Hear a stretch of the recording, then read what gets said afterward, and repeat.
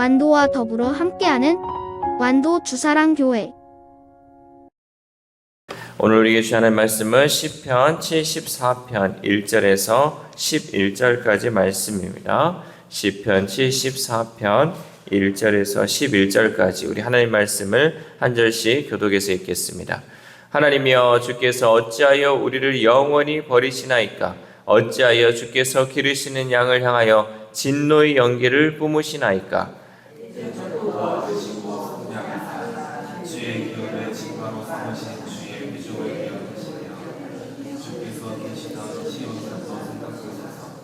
영구히 파멸된 곳을 향하여 주의 발을 옮겨 놓으소서. 원수가 성소에서 모든 악을 행하였나이다.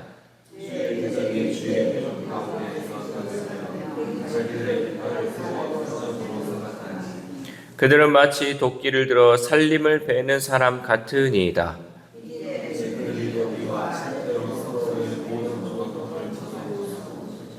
주의 성소를 불사르며 주의 이름이 계신 곳을 더럽혀 땅에 엎었나이다.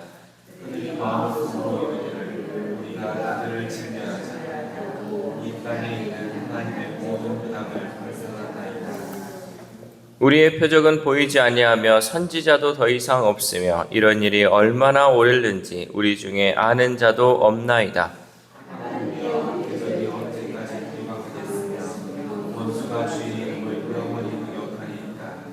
같이 읽겠습니다. 주께서 어찌하여 주의 손 곧 주의 오른손을 거두시나이까? 주의 품에서 손을 빼내시어 그들을 멸하소서. 아멘. 할렐루야. 오늘도 하나님 주시는 말씀을 통하여 오늘 하루 하나님의 은혜로 살아가는 귀한 하루 되시기를 소망합니다.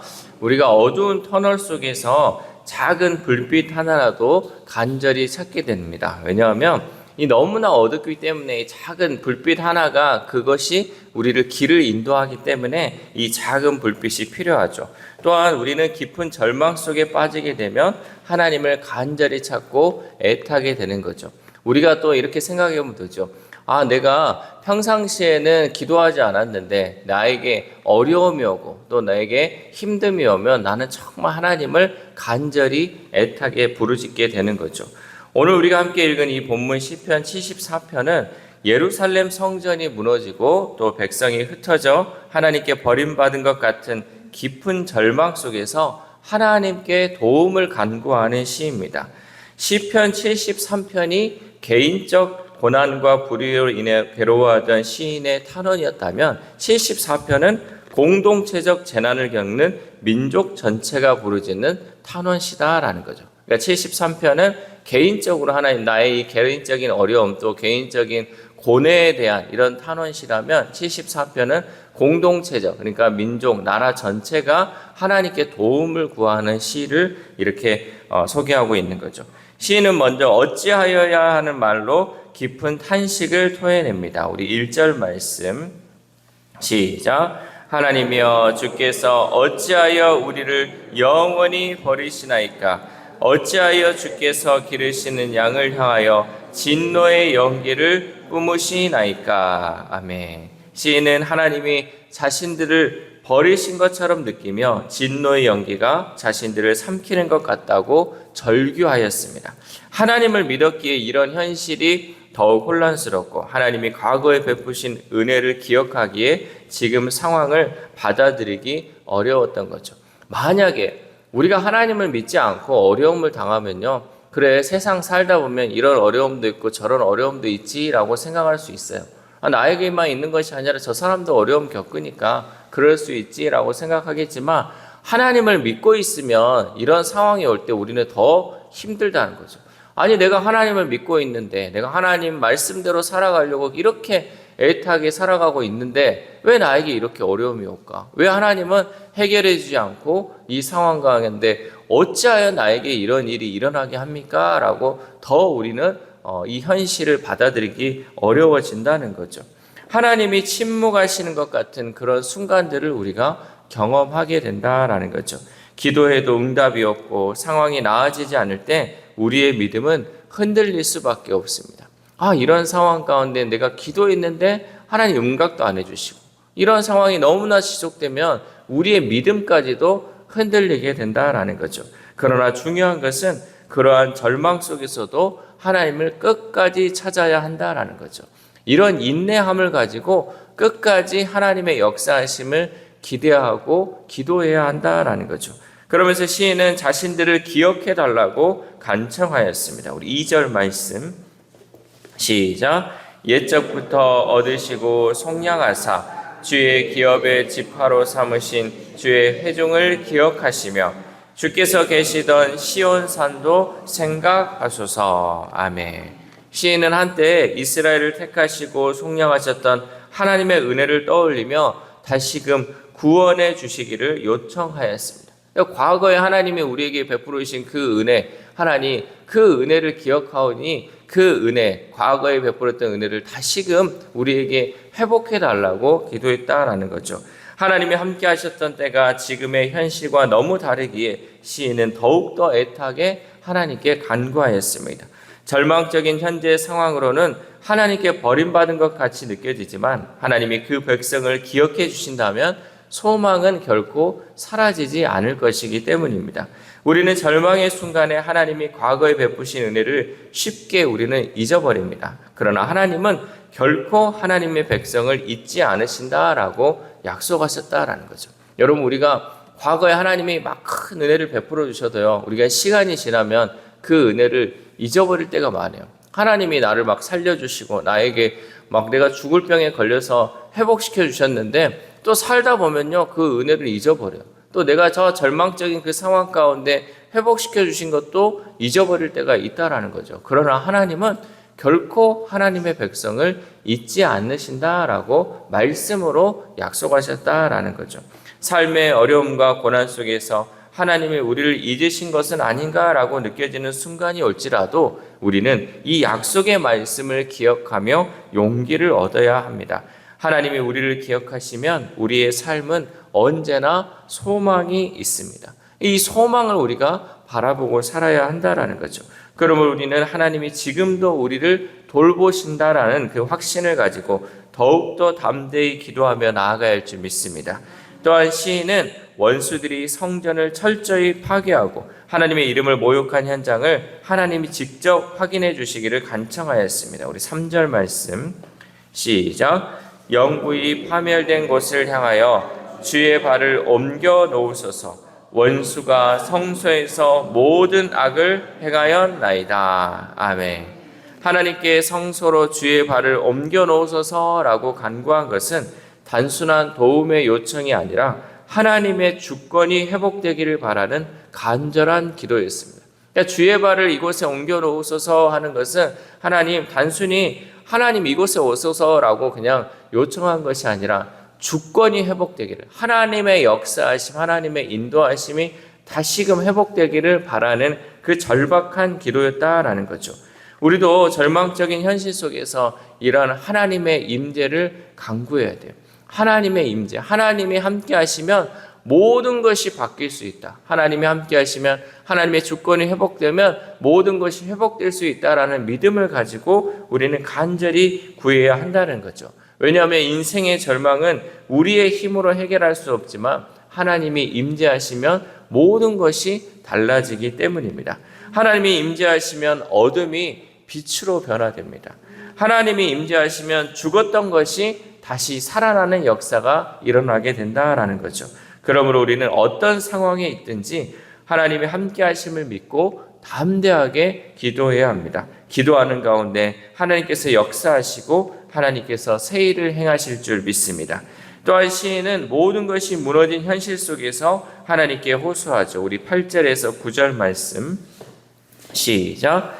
그들이 마음속으로 이르기를 우리가 그들을 진멸하자 하고 이 땅에 있는 하나님의 모든 회당을 불산날나이다.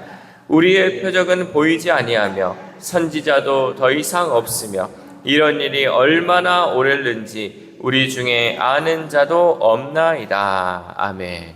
원수들의 목적은 이스라엘 민족의 완전한 파멸이고 하나님의 백성은 지금 더 이상 하나님의 임재나 예언자들의 메시지를 찾을 수 없어 깊은 절망과 불안 속에 있었다라는 거죠. 그러니까 원수들은요, 이 이스라엘을 완전히 없애버리려고 모든 것을 짓밟아버렸어요. 이 회당도 다 사라져버리고요. 예언자나 선지자도 없이 지금 하나님의 말씀도 들을 수 없는 그 현실에 왔다라는 거죠. 하나님의 임재나 예언자의 메시지를 찾을 수 없는 상황은 여러분 영적으로 캄캄한 시대를 의미하고 있습니다.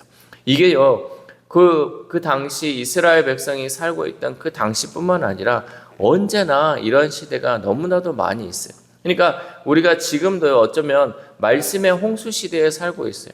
여러분, 우리가 뭐 TV를 틀거나 또 인터넷을 키면 언제든 하나님의 말씀을 들을 수 있잖아요. 그런데 진정한 하나님의 말씀을 우리가 정말 찾고 있느냐? 우리가 우리 스스로를 돌아볼 수 있어야 돼요. 내가 간절히 하나님의 말씀을 듣고 있냐? 아니면 그냥 형식적으로 그거 틀어놓고 나 하나님 말씀 들었네, 또 예배 와서 내가 하나님 말씀 들으러 왔네, 이런 걸로 여러분 넘기면 안 된다는 거죠. 간절하게 하나님의 말씀을 찾아야 돼. 영적으로 캄캄한 이 시대에 우리는 더욱더 그 하나님의 말씀, 그 말씀의 빛을 우리는 찾으면서 간절히 하나님께 기도해야 한다라는 거죠. 하나님의 음성이 들리지 않을 때가 오히려 여러분 믿음이 더욱더 강건해질 때라는 거예요. 하나님의 음성이 들리지 않아요. 내가 정말 이 현실 속에서 어떻게 가야 할지 모르는 그 상황이 나에게 처해지면요, 여러분 그 시기가요, 오히려 내 믿음을 더 강하게 할 수 있는 시기라는 것을 우리는 잊지 마시길 바랍니다. 이때 더 엎드려야 되고, 이때 더 기도해야 돼요. 이때 더 하나님의 말씀을 찾을 때요, 우리의 믿음이 한 단계 더 성숙해지는 믿음으로 세워진다라는 것이죠. 마지막으로 시인은 원수들의 악행을 언제까지 참으실 것인지 하나님께 물어보죠. 우리 10절 말씀 시작. 하나님이여, 대적이 언제까지 비방하겠으며 원수가 주의 이름을 영원히 능욕하리이까. 아멘. 원수들이 하나님의 이름을 비방하고 하나님의 이름을 능욕하는 것을 하나님 언제까지 지켜보시겠습니까? 이제는 하나님께서 강한 오른손을 펼쳐 원수들을 멸해달라고 요청하고 있죠. 우리 11절 말씀 시작. 주께서 어찌하여 주의 손, 곧 주의 오른손을 거두시나이까? 주의 품에서 손을 빼내시어 그들을 멸하소서. 아멘. 시인은 지금 하나님이 이 오른손을 품 안에 두고 지금 빼내지 않고 있기 때문에, 그들을 멸하지 않는 것이기 때문에 하나님 정말 주의 오른손을 이제는 꺼내셔서 저들을 멸해달라고 하나님께 간절히 요청하고 있다라는 거죠. 이러한 요청은 하나님의 공의가 회복되기를 간절히 원하는 요청입니다.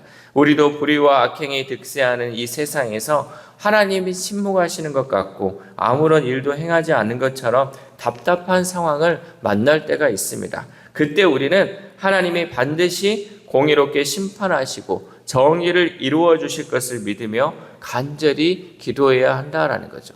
자, 하나님이 지금 이 모든 상황, 이 불의한 상황을 보시면서 침묵하는 것 같아요. 하나님 언제 이것을 다 해결하시겠습니까? 하나님 이거 언제 정말 해결해 주실 겁니까? 라고 우리는 그냥 여기에서 답답한 우리의 마음을 토로하는 것이 아니라 더욱 이때 하나님께서 이 모든 것을 바꾸실 것이다, 하나님의 공의는 회복될 것이다 하는 그 마음이 우리 가운데 있어야 된다는 거죠. 그 믿음이 우리 가운데 있으면서 기도해야 한다는 거죠. 그냥 단순히 하나님 이거 해결해 주세요, 하나님 이 문제 다 회복시켜 주세요 라고 기도하는 것이 아니라 하나님의 공의가 올바로 설 수 있도록 하나님 이 모든 것 회복시킬 것을 저는 믿습니다 라는 그 믿음으로 여러분 간절히 기도해야 한다라는 거죠. 우리는 악에 대해 침묵하거나 방관하지 말고 적극적으로 하나님의 공의가 이루어지기를, 또한 악을 멸해 주시기를 간절히 기도해야 한다라는 거죠. 하나님의 침묵은 하나님의 부재를 의미하지 않습니다. 그러니까 하나님이 응답하지 않고 하나님의 그 대답이 없다 그래서 하나님이 없는 것이 아니라는 것이죠. 진정한 믿음은 하나님의 때를 기다리며 끝까지 기도하는 거예요. 여러분 이게 중요한 겁니다. 끝까지 기도하는 것, 이것이 이루어질 때까지, 또 이루어져도 여러분 그 기도는 멈추지 않아야 한다는 거죠. 많은 사람들이요, 모든 문제가 나에게 있는 문제만 해결되면요 기도의 끈을 이제 놓쳐요. 그냥 이제 이게 모든 게 해결됐으니까 나는 이제 됐다 싶어가지고 기도를 놓친다는 거예요. 그러나 그 순간이 가장 위험한 순간이에요. 이 모든 기도의 끈을 놓치는 순간이요, 더 큰 어려움이 올 수 있고 더 힘듦이 우리 가운데 찾아올 수 있어요. 여러분, 그러므로 내 생활이 안정되었다, 내 생활이 이제 괜찮다라고 했을 때 더 기도하시기 바랍니다. 이때요, 사단이 또 원수들이요, 우리의 그때를 노리고 있다라는 거죠. 이때 우리가 방심하는 순간 하나님의 공의가 무너질 수 있고요, 여러분에게 오는 그 은혜 또한 무너질 수 있기 때문에 여러분, 그것을 끝까지 붙들어야 한다라는 거죠. 사랑하는 우리 사랑교회 성도 여러분, 절망의 순간에도 하나님은 우리를 잊지 않으십니다. 시인은 깊은 탄식 속에서도 하나님께 부르짖으며 응답이 없을지라도 끝까지 하나님을 찾는 것이 믿음임을 우리에게 보여주었습니다. 그러므로 우리는 인생의 위기와 고난 속에서 더욱더 하나님을 부르짖어야 합니다. 하나님의 음성을 듣지 못하는 시대, 말씀을 전할 선지자가 없는 영적 어두움의 시대 속에서 우리는 더욱더 말씀을 사모함으로 하나님께 기도하며 나아가야 할 줄 믿습니다. 이 새벽 우리가 함께 기도할 때 하나님, 우리의 삶 속에서 어려움이 있고 시련이 있어서 하나님을 찾았지만 아무런 응답이 없을지라도 끝까지 하나님을 믿고 기도할 수 있는 믿음을 달라고 기도합시다. 또한 오늘 하루를 살아감에 있어서 내 삶의 현장 가운데 하나님의 임재를 경험하여 어두운 곳을 밝히는 등불이 되고 썩어가는 이 세상에 소금과 같은 삶을 살아가는 저와 여러분 되시기를 주님의 이름으로 소망합니다. 기도하겠습니다. 하나님 감사합니다. 오늘도 우리를 이 시간 깨워주시고 주의 성전에 나와 하나님 말씀 들을 수 있도록 인도하여 주심에 감사를 드립니다. 비바람이 우리의 앞길을 막을지라도 정말 주의 길을 끝까지 가게 하시고 끝까지 기도할 수 있는 우리 주사랑 공동체 될 수 있도록 도와주시옵소서. 주변 환경에 하나님 우리가 영향을 받는 것이 아니라 늘 우리는 하나님만을 바라보고 주의 말씀만을 바라보고 그 말씀의 약속을 따라 살아갈 수 있는 믿음을 허락하여 주시옵소서. 하나님, 우리의 믿음이 옛날 어린 아이와 같은 그런 믿음으로 머물러 있지 않게 하시고 날마다 하루하루 믿음이 자라남을 통하여서 예수 그리스도의 장성한 분량에 이르기까지 날마다 세우시는 그 하나님의 은혜를 경험하는 우리 모두가 될 수 있도록 도와주시옵소서. 또한 하나님, 간절히 기도하고 있는 아픈 환우들을 위해서도 기도합니다. 하나님, 언제까지 하나님 그 응답이 없을지라도 정말 그 영혼들 날마다 끝까지 하나님 기도하게 하시고 하나님의 그 응답을 바라보면서 하나님의 그 회복을 기다리면서 끝까지 기도할 수 있는 우리 환우들의 삶이 될 수 있도록 도와주시옵소서. 또한 우리의 다음 세대 우리의 자녀들이 있습니다. 하나님, 그 영혼들 세상에서 늘 방황하며 살아가는 것이 아니라 끝까지 주의 말씀 붙들고 살아가게 하시고 끝까지 기도함을 통하여서 하나님의 응답을 또한 믿으면서 나아가는 믿음이 더욱더 자라나는 우리의 자녀들, 우리의 다음 세대를 될 수 있도록 도와주시옵소서. 또한 오늘 하루를 살아갑니다. 오늘 하루 가운데도 하나님, 우리를 보내신 주의 부르심에 순종함을 통하여서 어두운 곳을 밝히며 또 썩어져 가는 것을 회복함을 통하여서 우리를 부르시는 목적대로 하나님의 영광을 위해 살아가는 귀한 하루 될 수 있도록 도와주시옵소서. 이 모든 말씀 우리를 구원하여 주신 예수 그리스도의 이름으로 기도드립니다. 아멘.